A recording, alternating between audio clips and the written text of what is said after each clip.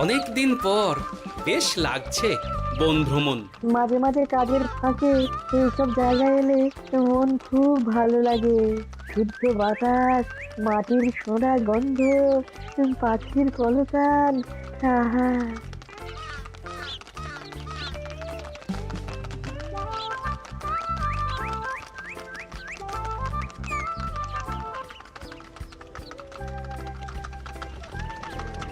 মহারাজের রথ থামছে।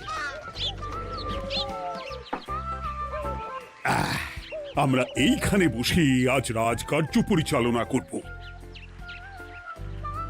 মন্ত্রী, তুমি ঝটপট এখানে বসার বন্দোবস্ত করে দাও। আমি এক্ষুনি ব্যবস্থা করে দিচ্ছি মহারাজ।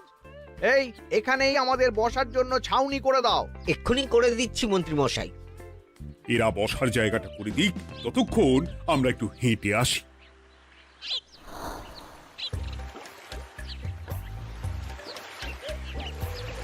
সকালবেলা হাঁটা শরীরের পক্ষে খুব ভালো মহারাজ।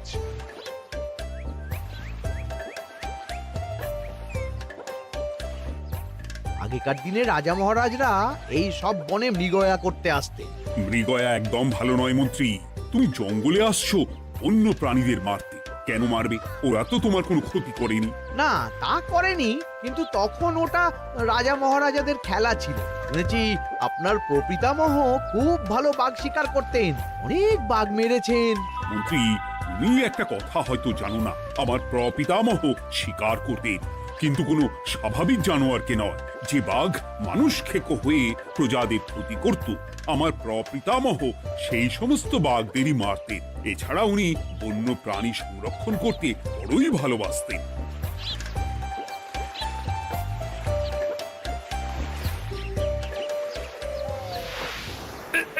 উফ, এটা আবার কি? এই এটা আবার কোথা থেকে উড়ে এলো? কোথাও তো ঝড় হাওয়া কিছুই নেই।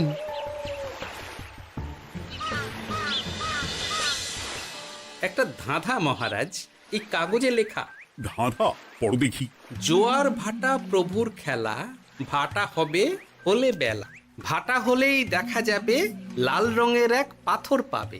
নদীর ধারে গর্ত করে যত্নে সাজাই কলস ভরে। হেথায় হোথায় ছড়িয়ে যাহা, অন্ধকারে জলে তাহা। ঢুকলে চক্ষু ঝলসে যাবে, হাতের কাছে ঘন্টা পাবে। ঠিক ঘন্টা বাজলে পরে পড়বে ঝরে থরে থরে। ঘন্টা যদি হয় ভুল, যেন তুমি হারাবে কুল। ঠিক ঘন্টা চিনতে হলে নকশা দেখো চক্ষু খুলে। সিন্দুক দেওয়ালে হাত দাও, আসল ঘটনা জেনে নাও। ওরে বাবা, খুব দীর্ঘ ধাঁধা।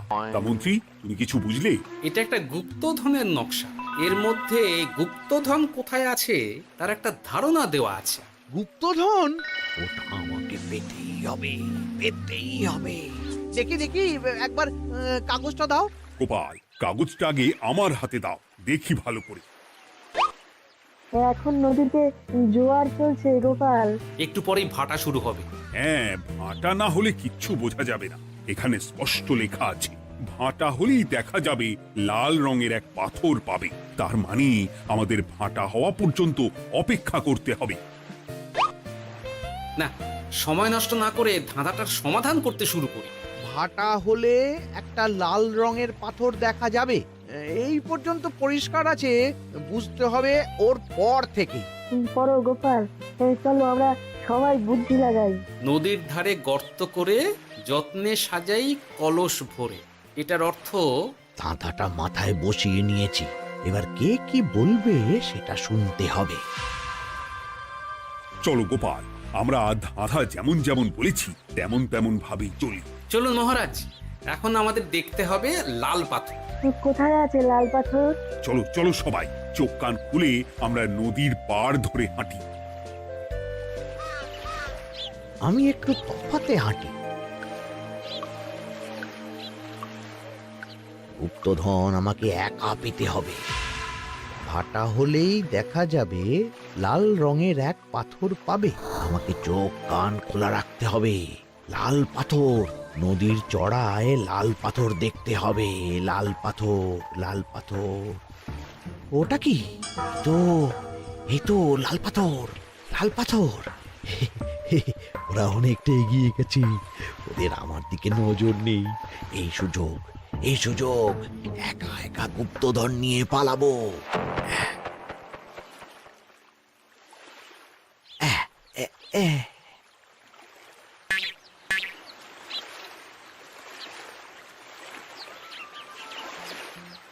কি গো, আমরা তো হেঁটেই চলেছি, লাল পাথর তো কই দেখতে পাচ্ছি না।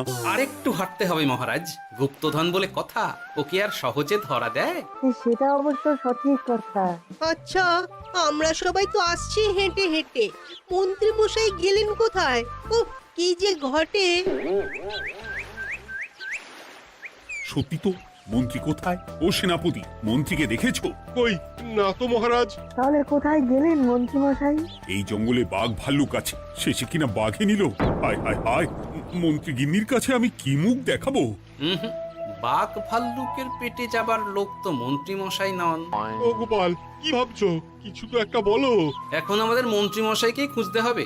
তবে মন্ত্রী মশাই বাঘ ভাল্লুকের পেটে যায়নি। তুমি নিশ্চিত হচ্ছ কি করে? অত পেঁচালো মানুষকে বাঘ ভাল্লুক গন্ধ শুকেই ছেড়ে দেবে, হজম করতে পারবে না। না না না, এখন রসিকতা করার সময় নয়, আমাদের মন্ত্রীকে খুঁজে বার করতেই হবে। কোথায় গেল মন্ত্রী? চলো চলো, গুপ্তধন মাথায় থাক, চলো মন্ত্রীকে খুঁজি। আহ, মন্ত্রী কোথায় গেল কে জানে। একবার পুরো ধাঁধাটা ঝালিয়ে নি। ভাটা হলেই দেখা যাবে লাল রঙের এক পাথর পাবে। ভাটা হয়েছে, লাল রঙের পাথরের মাথায় চাপ দিয়ে গুহার মুখও খুলেছি। এবার নদীর ধারে গর্ত করে যত্নে সাজাই কলস ভরে। এটাই তো ঠিক বুঝতে পারছি না।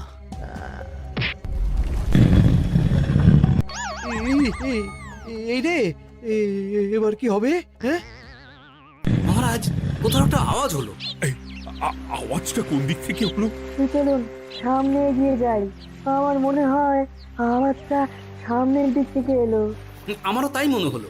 তবে কি মন্ত্রী মশাই লাল পাথরের হদিশ পেয়ে গেছেন? আমাদের চোখে পড়লো না, অথচ মন্ত্রী মশাইয়ের চোখে পড়ে গেল। আসলে আমরা কথা বলতে বলতে গেছি, তাই নজরে পড়েনি। মন্ত্রী মশাই একা একা আমাদের পেছন পেছন আসছিলেন। উনি ইচ্ছে করেই আমাদের পেছনে পেছনে আসছিলেন। নিজে একা গুপ্তধন নিয়ে যেতে চেয়েছিলেন, এখন কোথায় আছেন কে জানে।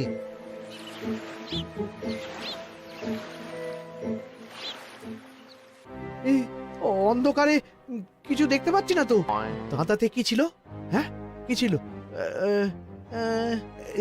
হেথায় হোথায় ছড়িয়ে যাহা, অন্ধকারে জলে তাহা, ঢুকলে চক্ষু ঝলসে যাবে, হাতের কাছে ঘন্টা পাবে। পেয়েছি পেয়েছি, ঘন্টাটা পেতে হবে। ঘন্টা।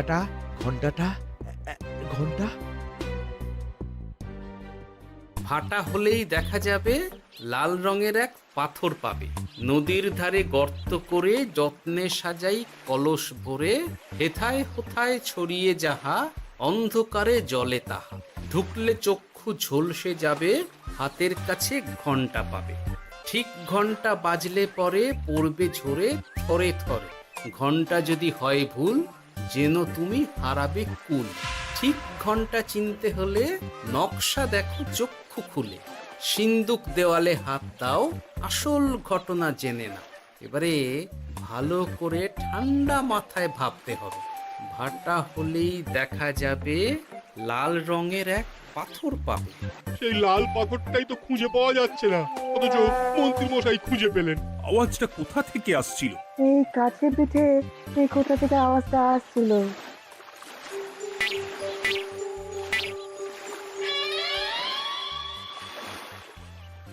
এই তো, এটাই মনে হয় সেই লাল পাথর।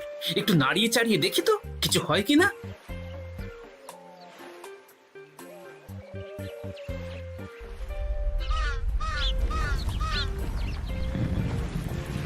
এই তো, কাজ হয়েছে। এই তো সুড়ঙ্গ। আপনারা নিচে নামুন। আপনারা কি দেখছেন সেটা বলবেন মহারাজ। সবাই যদি নেমে যাই, যদি কোনো কারণে সুড়ঙ্গের মুখ বন্ধ হয়ে যায়, তাহলে আর আমরা বাইরে বেরোতে পারবো না মহারাজ। গোপাল ঠিকই বলেছে, আমরা দুজন বাইরে থাকি।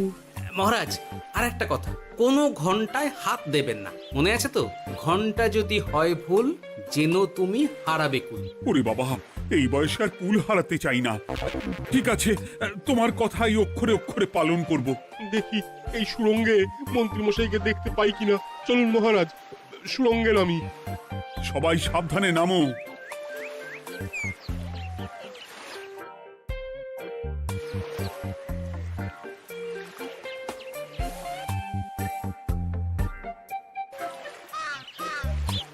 মহারাজ, ওখানে কি কি দেখতে পাচ্ছেন?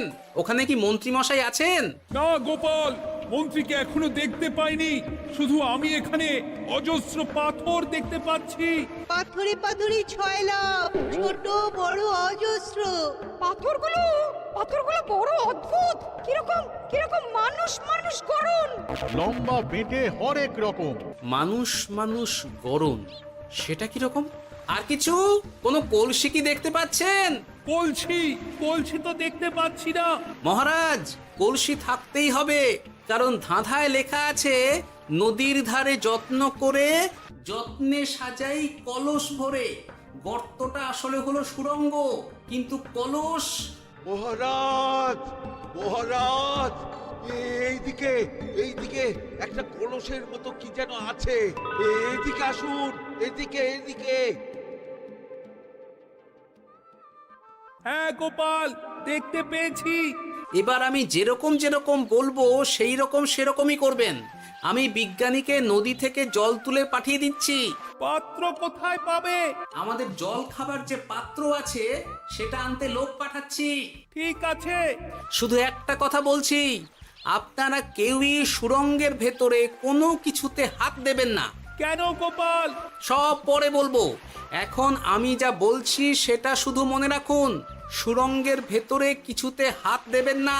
ঠিক আছে। প্রহরী, তুমি যাও, যেখানে আমাদের বসবার আয়োজন করা হয়েছে সেখানে গিয়ে একটা জলের পাত্র নিয়ে নদী থেকে জল ভরে নিয়ে এসো। গোপাল, মন্ত্রী মশাই কোথায় গায়েব হয়ে গেলেন? কোথাও গায়েব হয়ে যাননি বিজ্ঞানী, কোথাও গায়েব হয়ে যাননি উনি ওই সুড়ঙ্গের ভেতরেই আছেন। কিন্তু কেউ তো ওনাকে দেখতে পাননি। সম্ভবত পাথর হয়ে আছে। এখন কিভাবে পাথর হয়েছেন সেটা তো আমি বলতে পারবো না। সবটাই স্বপ্নের মতো লাগছে। ঠিক যেন স্বপ্নের মতো লাগছে। এই জীবনে সুরঙ্গ দর্শন হয়ে গেল। আমাদের পাতাল প্রবেশ। পাতালে আসিয়া আমি মনে মনে বলি, গুপ্তধর নিয়ে আমরা যেন সৎ পথে চলি। তোমার এখনো কাব্য আসছে সভাকবি? আসছে মানে কাব্যের সাথে আছে রোমাঞ্চ, করছে গা শীত, হচ্ছি আমি অধীর। মহারাজ, জল দিয়ে বিজ্ঞানীকে পাঠাচ্ছি। কি করতে হবে বিজ্ঞানীকে সব বলে দিয়েছি। তুমি ভেতরে আসবে না? আসবো ঠিক সময়ে। এখন আমি যেমন যেমন বলবো আপনি ঠিক তেমন তেমন করবেন। ঠিক আছে। বিজ্ঞানী, যেমন যেমন বললাম ঠিক তেমন তেমন ভাবে কলসিকে জল দিয়ে পরিষ্কার করবে। মনে রেখো, ধাঁধায় আছে কলসি সাজাই যতন কর। তুমি একটা কথা মনে রেখো বিজ্ঞানী, কোথাও হাত দিও না কিন্তু। ঠিক আছে গোপাল, তোমার উপস্থিত বুদ্ধির তুলনা নেই। আমি যাচ্ছি গোপাল। সাবধানে সাবধানে। মহারাজ, বিজ্ঞানী যাচ্ছে। সাবধানে নামো, সাবধানে। মহারাজ, কলসিটা কোথায়? ওই তো, একটু সাবধানে যাও।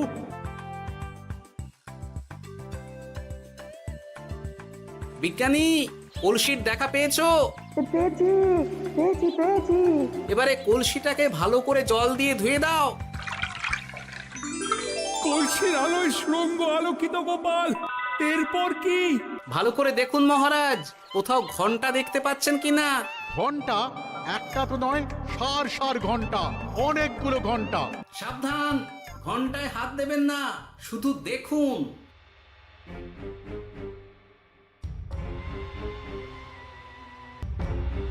মহারাজ, আমরা গুপ্তধনের খুব কাছে চলে এসেছি। তাই নাকি? কি মজা কি মজা, এবার খাবো ক্ষীরের গজা। আহ, সভাকবি চুপ করো। এখনো আমরা গুপ্তধন পাইনি। বাবার মুখে দাঁড়িয়ে সবগুলো তারা আঁকা। বিজ্ঞানী, কোন ঘন্টায় চাঁদের নকশা করা আছে কি? একটু দেখে বলো না।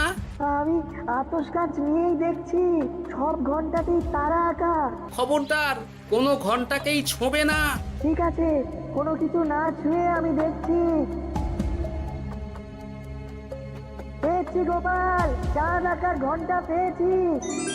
ওই ঘন্টাটা বাজাও, বাজাও।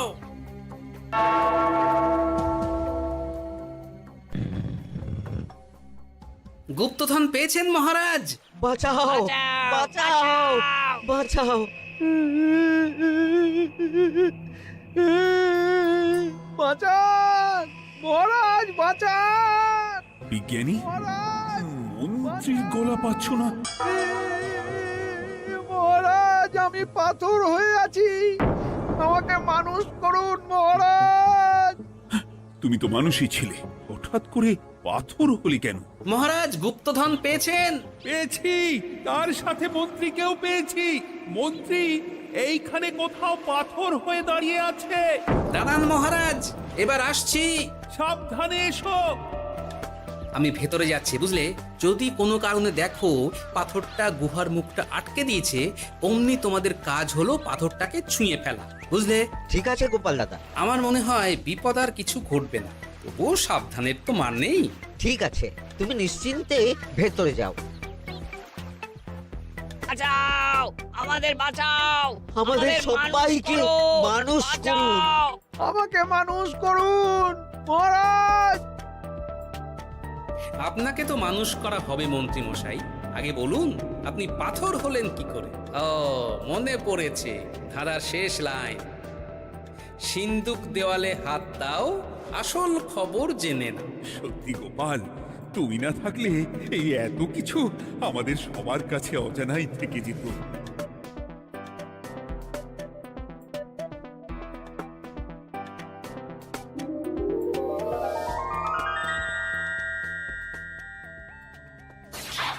ধন্যবাদ আমাকে মুক্ত করার জন্য।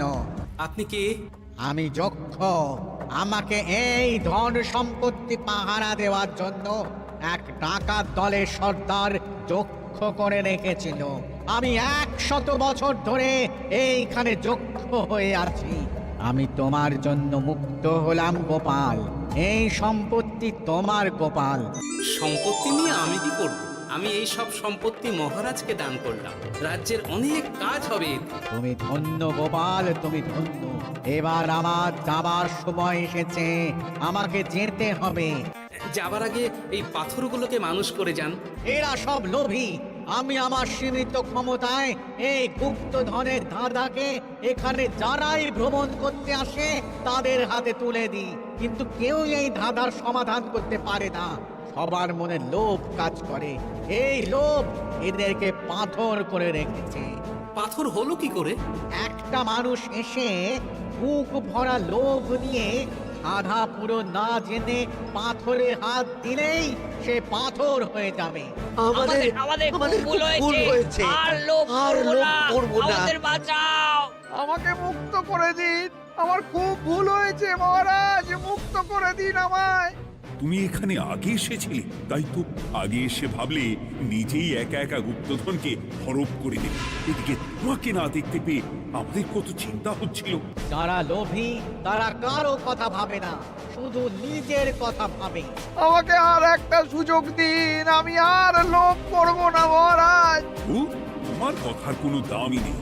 না মহারাজ, আমাকে আর একটা সুযোগ দিয়ে দেখুন, আমি আর লোভ করব না, আমাকে মানুষ করুন মহারাজ। আমাদের সবাইকে মানুষ করুন, দয়া করে মানুষ করুন। যক্ষরাজ, এদের আপনি ক্ষমা করে দিন। ঠিক আছে, তোমাদের আবার মানুষ করে দিচ্ছি।